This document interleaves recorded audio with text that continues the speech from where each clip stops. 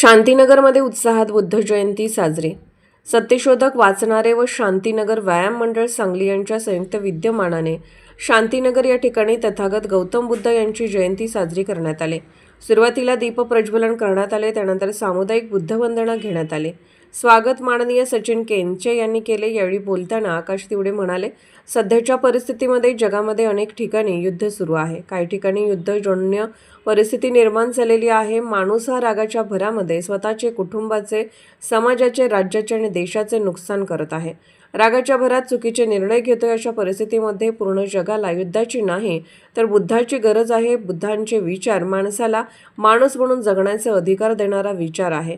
कोणाविरुद्ध राग नाही, द्वेष नाही, मत्सर नाही, सर्वांना एक समान वागणूक देणारा मार्ग म्हणजे तथागत गौतम बुद्धांच्या विचारांचा मार्ग आणि त्यांची आपल्या सर्वांना सध्या गरज आहे. युवा नेते माननीय अर्जुन कांबळे म्हणाले, भविष्यामध्ये अनेक चांगले उपक्रम आणि शिव शाहू फुले आंबेडकर साठे यांचे विचार समाजापर्यंत कसे पोहोचतील यासाठी एकत्र राहून आम्ही काम करू. सदर कार्यक्रमासाठी प्रमुख उपस्थिती म्हणून सामाजिक कार्यकर्ते माननीय रोहित जगदाळे, माननीय विपुल केरीपाडे व माननीय अरमान शेख उपस्थित होते.